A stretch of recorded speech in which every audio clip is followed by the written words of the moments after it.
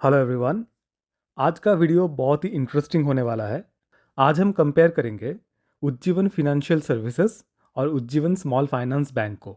इस वीडियो में हम डिटेल में देखेंगे कि इन दोनों में से कौन सा स्टॉक बेहतर है, हमको कौन सा स्टॉक लेना चाहिए, दोनों में से कौन सा स्टॉक हमको ज़्यादा प्रॉफिट दे सकता है, इन दोनों का जो मर्जर का न्यूज़ है उसके हिसाब से कौन सा स्टॉक लेना बेहतर है, फंडामेंटल टारगेट, टेक्निकल टारगेट, हम सब कुछ इस वीडियो में डिस्कस करेंगे। तो इस वीडियो को पूरा देखिए क्योंकि इससे आपका ही प्रॉफिट जुड़ा हुआ है। वीडियो स्टार्ट करने से पहले हम लोग शाउट आउट देना चाहेंगे आर्यन जी को। उन्होंने इस कंपैरिजन के बारे में रिक्वेस्ट किया था। हमारे चैनल में हम लोग बहुत ही डिटेल में स्टॉक्स का, आईपीओज का एनालिसिस करते हैं और हम जितना आसान भाषा में स्टॉक्स का डिटेल एनालिसिस करते हैं वो शायद ही आपको और किसी चैनल में देखने को मिले। तो इसीलिए हमारे चैनल को सब्सक्राइब ज़रूर कर लीजिएगा ताकि आपसे कोई भी वीडियो मिस ना हो। तो पहले हम इस वीडियो में देख लेते हैं कि उज्जीवन फिनेंशियल सर्विसेज का फंडामेंटल कैसा है।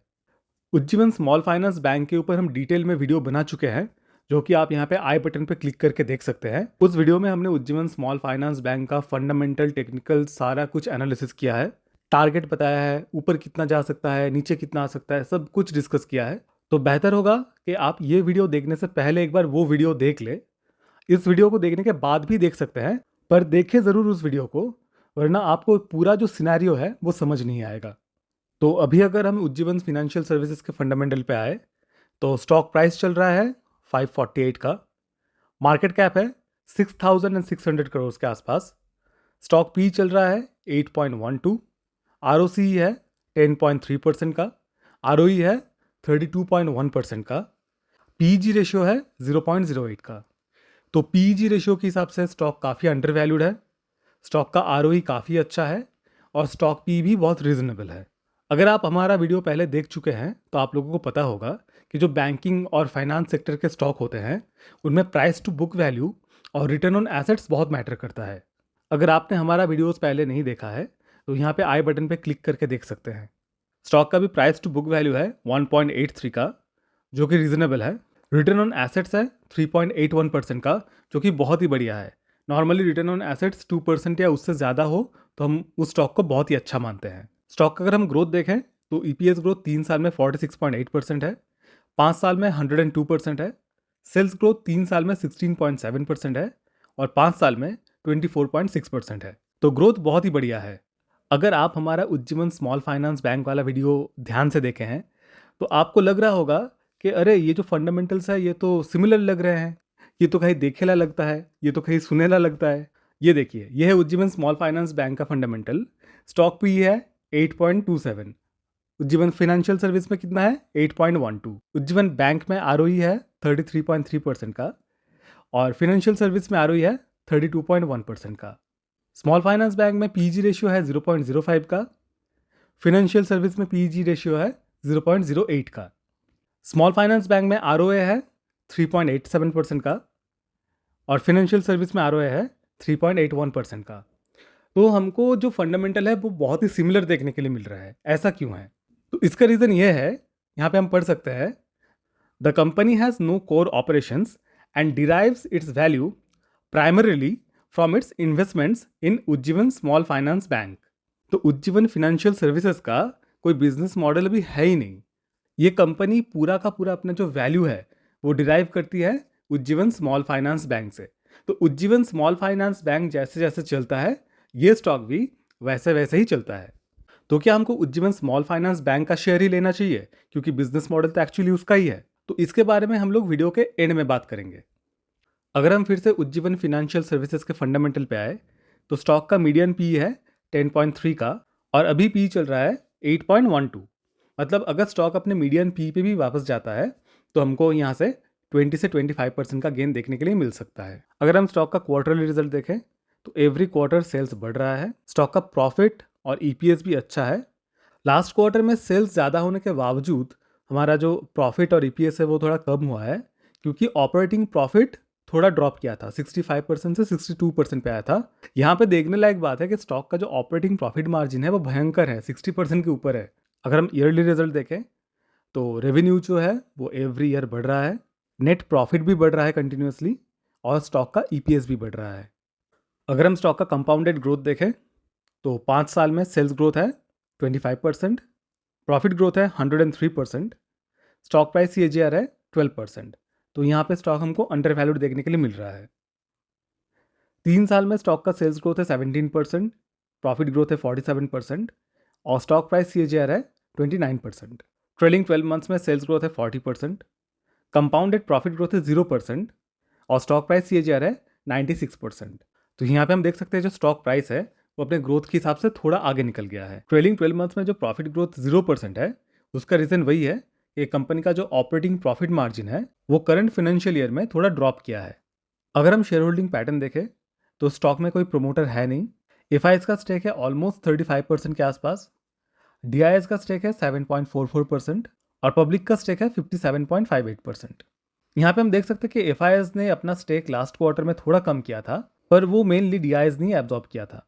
मज़े की बात यह है कि ये कंपनी में कोई प्रमोटर नहीं है, पर ये जो कंपनी है वो उज्जीवन स्मॉल फाइनेंस बैंक में प्रमोटर है।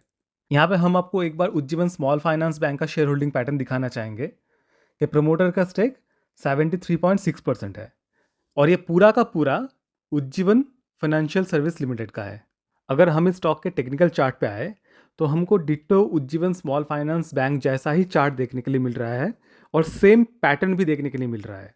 यहाँ पे हम देख सकते हैं कि एक चैनल बना हुआ है जिसका टारगेट निकल के आ रहा है ऑलमोस्ट 110 पॉइंट्स का।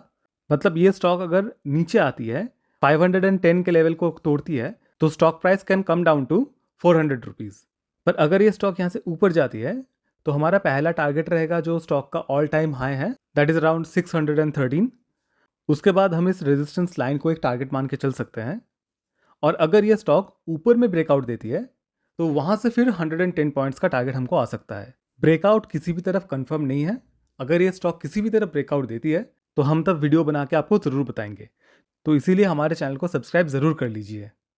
हमको रिसेंट टाइम्स में कोई भी फंड हाउसेस का कोई भी रिपोर्ट एक्टिव नहीं मिला इस स्टॉक के ऊपर। अगर आपको किसी भी फंड हाउस का कोई भी बाय या सेल रिकमेंडेशन मिलता है इस स्टॉक के लिए तो हमको कमेंट सेक्शन में ज़रूर बताइएगा। तो अभी हम लोग आ जाते हैं मेन मुद्दे पे कि उज्जीवन स्मॉल फाइनेंस बैंक और उज्जीवन फिनेंशियल सर्विस में से कौन सा लेना चाहिए और कौन सा बेहतर है। तो पहला पॉइंट तो ये है कि उज्जीवन फिनेंशियल सर्विसेज का अपना कोई बिजनेस मॉडल है नहीं। ये कंपनी पूरा डिपेंडेंट है उज्जीवन स्मॉल फाइनेंस बैंक पे। तो इस पॉइंट के हिसाब से हमको उज्जीवन स्मॉल फाइनेंस बैंक ही लेना चाहिए। पर यहाँ पे एक पॉइंट और है देखने लायक, वो है कंपनी का जो मर्जर होने वाला है वो। यहाँ पे लिखा है कि जब कंपनी का मर्जर होगा तो उस टाइम जिसके पास भी उज्जीवन फिनेंशियल सर्विसेज के 10 इक्विटी शेयर्स होंगे उसके बदले में उनको उज्जीवन स्मॉल फाइनेंस बैंक के 116 इक्विटी शेयर्स मिलेंगे। तो अगर अभी हम थोड़ा हिसाब लगाएं और मान लेते हैं कि आज ही इन दोनों का मर्जर हो रहा है तो हमारे पास कौन सा स्टॉक होने से हम ज़्यादा फायदे में रहेंगे।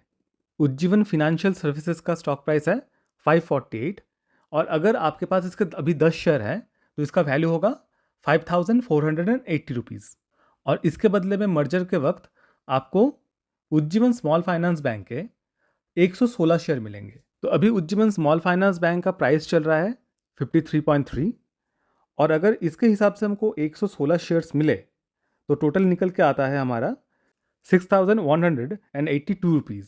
तो हमारे पास उज्जीवन फिनेंशियल सर्विसेज का शेयर था 5480 रुपीज़ का और हमको उज्जीवन स्मॉल फाइनेंस बैंक का शेयर मिल रहा है 6182 रुपीज़ का।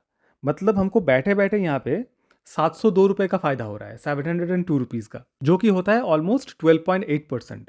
तो अगर हमको बैठे बैठे 12.8% का प्रॉफिट होता है, ये कौन नहीं चाहेगा। इसको हम ऐसे भी देख सकते हैं करंट प्राइस के हिसाब से कि अगर आपके पास उज्जीवन फिनेंशियल सर्विसेज के 10 शेयर हैं तो उसके बदले में आपको अगर सेम वैल्यूएशन में उज्जीवन स्मॉल फाइनेंस बैंक के शेयर मिले तो आपको 102.8 शेयर मिलने चाहिए। उसके बदले में आपको मिल रहा है 116 शेयर्स, मतलब आपको ऑलमोस्ट 13.2 शेयर्स ज़्यादा मिल रहा है। तो दोनों स्टॉक का करंट प्राइस देख के अगर हम मर्जर के बारे में सोचें तो उज्जीवन फिनेंशियल सर्विसेज रहने से हमको ज़्यादा फायदा हो सकता है।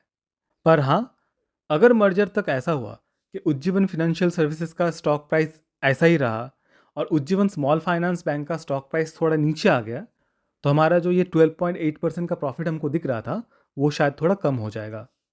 बट हिस्टोरिकली ये दोनों स्टॉक एक साथ ही चलते हैं क्योंकि उज्जीवन फिनेंशियल सर्विसेज का जो बिजनेस मॉडल है वो पूरा का पूरा डिपेंड ही करता है उज्जीवन स्मॉल फाइनेंस बैंक पे।